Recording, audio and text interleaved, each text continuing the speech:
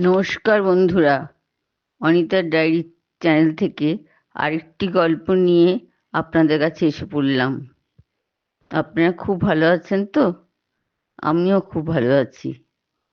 আমার গল্পটি শোনাই, শুনে যদি ভালো লাগে শেয়ার করবেন, সাবস্ক্রাইব করবেন, আর সবাইকে বলবেন গল্পটা শুনে কমেন্ট করতে।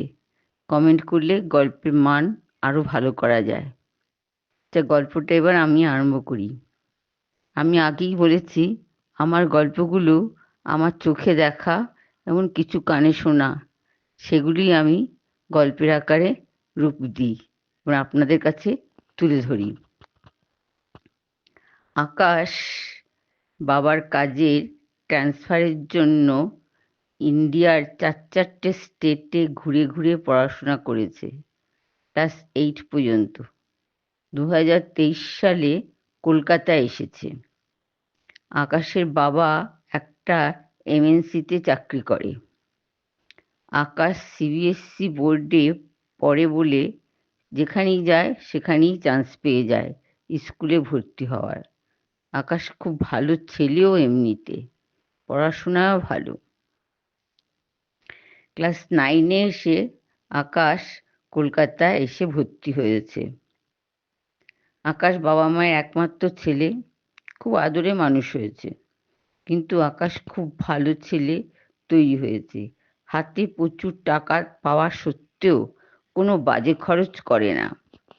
যতটুকু প্রয়োজন সে ততটুকুই খরচ করে, আর রাস্তায় গরিবদের দেখলে সে টাকা সাহায্য করে। এমনকি মাসে মাসে ইউনিসেফের একটা গ্রুপে কিছু অ্যাকাউন্ট দেয়। এতে আকাশের মন খুব ভালো থাকে। আকাশ প্রথম দিন স্কুলে গিয়ে ক্লাসের প্রায় সবার সঙ্গেই বন্ধুত্ব করে ফেলেছে। আলাপ করে নিয়েছে, কোথা থেকে এসেছে, কোথায় কোথায় ঘুরেছে, এসব কথা ঘুরে ঘুরে সব বন্ধুদের গল্প করেছে। সবার থেকে ভালো লেগেছে সিদ্ধার্থকে।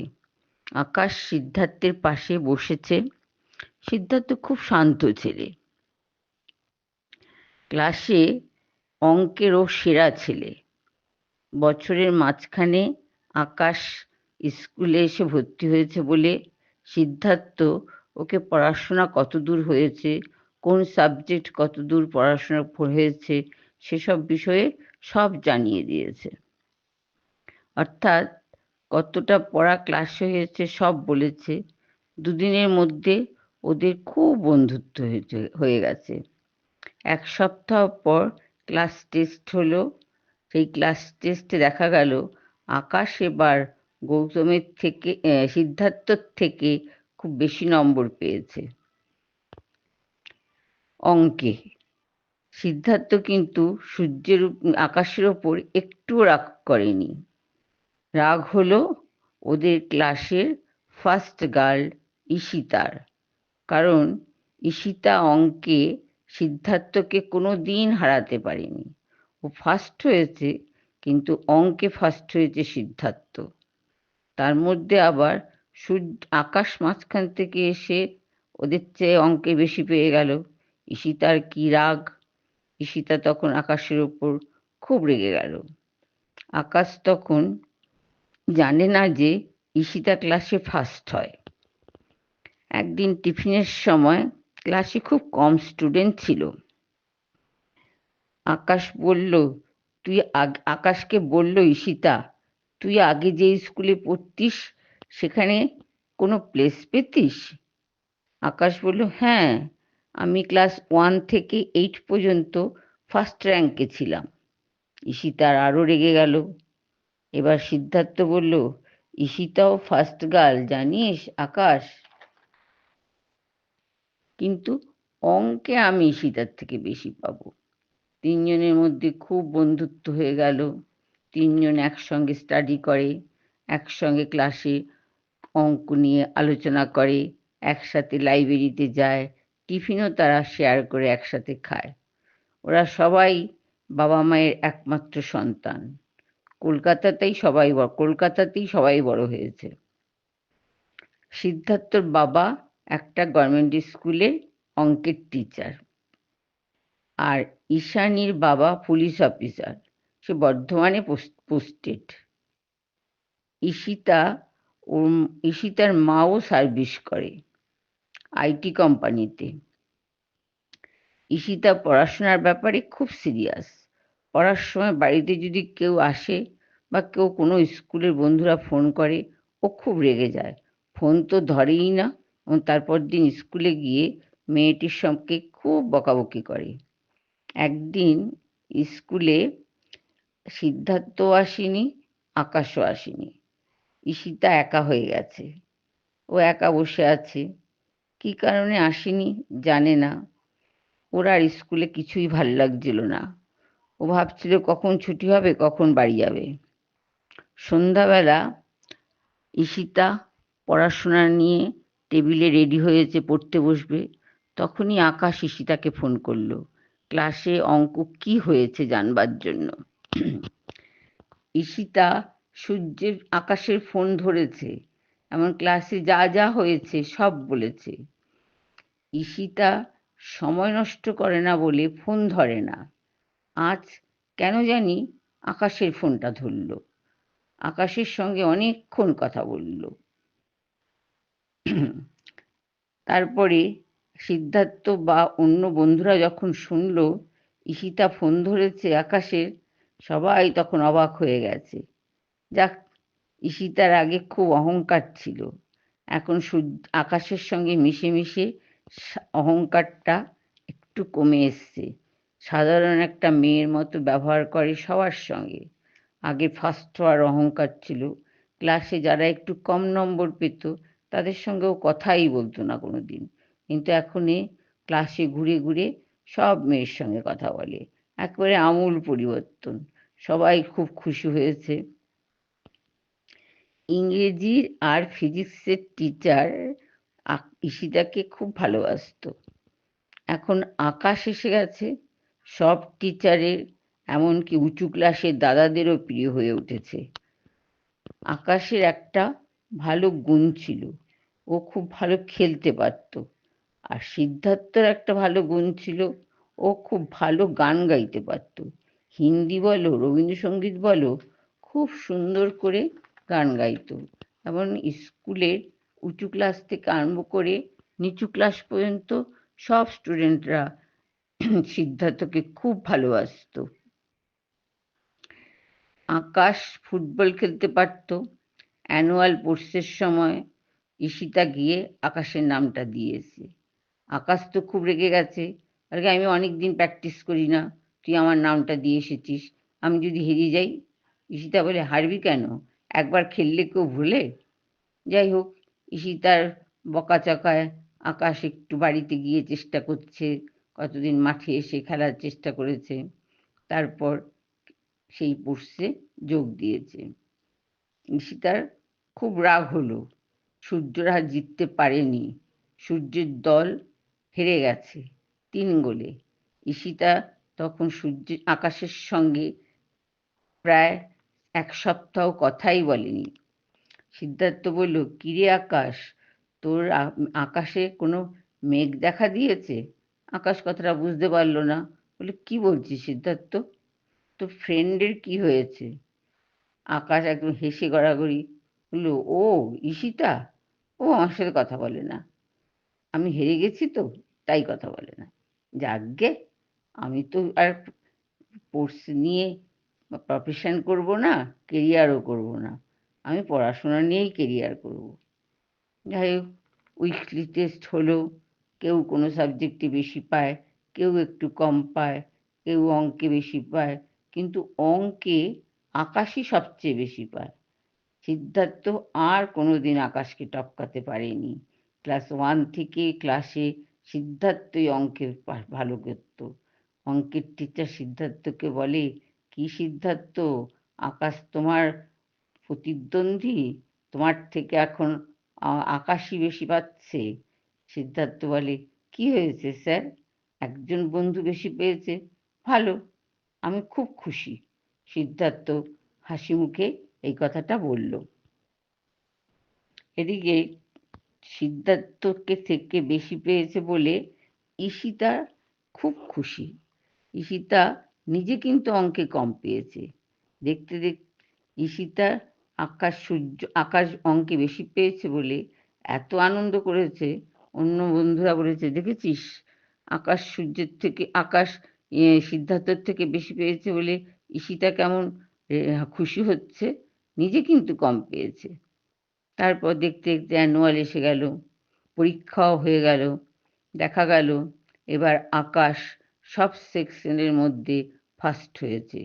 ঈশিতার এত দিনের ফার্স্ট হওয়াটা ব্রেক করল।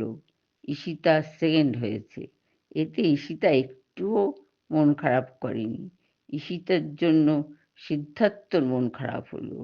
ঈশিতা সেকেন্ড হয়েছে বলে সিদ্ধার্থর মন খারাপ হলো, কারণ সিদ্ধার্থ ঈশিতাকে সেই ফার্স্ট হওয়া অহংকারী মেয়ে হিসাবেই দেখতে চায়।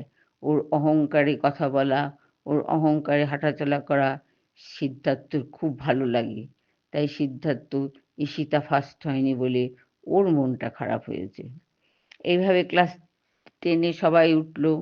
ক্লাস 10-এ এবার অ্যানুয়াল পরীক্ষা। ঈশিতা, সিদ্ধার্থ আর আকাশ হাড্ডাহাড্ডি লড়াই করে পড়াশোনা করছে। সামনেই বোর্ডের পরীক্ষা, কে কোন লাইনে যাবে এই নিয়ে তাদের মধ্যে আলোচনা হয়। বোর্ড পরীক্ষা হয়ে গেল। ঈশিতাকে আর এখানে থাকতে দিতে দেবে না ওর মা। বাবার কাছে চলে যেতে হবে, কারণ ওর বাবার খুব শরীর খারাপ। সেই জন্য ঈশিতা স্কুল ছেড়ে চলে গেল বাবার কাছে। আকাশ আর সিদ্ধার্থ স্কুলে রইল, কিন্তু ওদের আর কিচ্ছু ভালো লাগে না। পড়াশোনায় মন নেই, দুজনে উদাসভাবে ঘোরাফেরা করে। কিন্তু ঈশিতার কথা কেউ কাউকে কিছু বলে না। মন সবার খারাপ, কিন্তু ঈশিতার কথা কেউ আলোচনা করে না। অন্য বন্ধুরা বলে, কিরে ঈশিতা তোদের ছেড়ে চলে গেল? তখন ওরা খুব রেগে যায়, ওরা ছেড়ে চলে যাবে কেন? ওর বাবার শরীর খারাপ তাই গেছে। বন্ধুদের মধ্যে কোনো ছাড়াছাড়ি হয় নাকি? ওই তো কালকেই আমাকে ঈশিতা ফোন করেছিল, আকাশ বলল। এইভাবে কিছুদিন চলার পর আকাশ বলল, আমি এখানে থাকবো না রে সিদ্ধার্থ, আমিও এইবার বোর্ড পাল্টে দেব। আমার আর এই বোর্ডে পড়াশোনা করতে ভালো লাগছে না। আমি আইসিএসসি বোর্ডে ভর্তি হব। আকাশও চলে গেল। এবার সিদ্ধার্থ একা এই স্কুলে রইল। আকাশ সিদ্ধার্থ সায়েন্স নিয়ে 11-এ ভর্তি হলো। সবাই ওদের তিনজনকে তিন রত্ন বলে ডাকতো। সব টিচাররা ওদের খুব ভালোবাসতো। ওদের ব্যবহারও ভালো ছিল, পড়াশোনাও ভালো ছিল ওরা তিনজন। একদিন অঙ্কের টিচার সিদ্ধার্থকে বলে, 3 রত্নের মধ্যে 1 রত্ন এখানে রয়ে গেল, আর 2 রত্ন চলে গেল। এইভাবে 3 বন্ধু আলাদা হয়ে গেল। অনেক বছর, প্রায় 15-16 বছর ওদের সঙ্গে আর কোনো দেখা হয়নি। গঙ্গা দিয়ে অনেক জল গড়িয়ে গেছে 3 বন্ধুর সঙ্গে, আর কোনো দিন দেখা হয়নি। একদিন সিদ্ধার্থ ওর বাবার হার্ট দেখাবার জন্য একটা হসপিটালে গিয়েছিল। সেখানে প্রাইভেট নার্সিং হোমে গিয়েছিল। সেখানে ডাক্তারের লিস্টে দেখে doctor Siddhartha Raychaudhuri, heart specialist, cardiologist. মনে মনে ভাবছে, হঠাৎ মনে পড়ল, আমাদের সেই আকাশ নয় তো? ও তো ডাক্তার হবে বলেছিল। সিদ্ধার্থ বাবার মতো ম্যাথসের স্কুলে টিচার হয়েছে। টিচার হয়েছে। সিদ্ধার্থ বাবার নাম লেখানোর জন্য ওই রিসেপশনকে বলল, আমি ডাক্তার আকাশ রায়চৌধুরীকে দেখাবো। সিদ্ধার্থর নাম যখন ডাক এলো, সিদ্ধার্থ বেশ তাড়াহুড়ো করে বাবাকে না নিয়েই চেম্বারে ঢুকে পড়ল। সেই গিয়ে দেখে ওদের সেই বন্ধু আকাশ, যে নাকি 11 ছেড়ে চলে গেছে, আসছে একজন নামকরা কার্ডিওলজিস্ট। কিন্তু আকাশ সিদ্ধার্থকে চিনতে পারেনি প্রথম। সিদ্ধার্থ বলল, কিরে আকাশ, চিনতে পারছিস না? তখন বলে, ও সিদ্ধার্থ, তুই এতদিন পরে কোথায় ছিলি? বলে, কোথায় থাকবো, এখানেই আছি। কি করছিস রে এখন তুই? আমি একটা স্কুলে পড়াই। অঙ্কর টিচার। ওহ, খুব ভালো, এটাই তোর উপযুক্ত। তুই খুব ভালো অঙ্ক বোঝাতে পারিস, খুব ভালো ছাত্র গড়ছিস, কারখানার ছাত্র ভালো অঙ্কে হয়ে উঠবে। দুজনে খুব হাসাহাসি করছে। বাবাকে দেখাবে কি? দুজনের মধ্যে এত গল্প এত গল্প। হঠাৎ গল্পের মাঝখানে ঈশিতার কথা উঠে এলো। আকাশ বলল, ঈশিতা চাইল্ড স্পেশালিস্ট হয়েছিল, আমি ওকে বিয়ে করেছি। ঈশিতা এখন গৌহাটিতে একটা অ্যাসাইলামে আছে। সিদ্ধার্থ বলল, কেন, কি হয়েছে?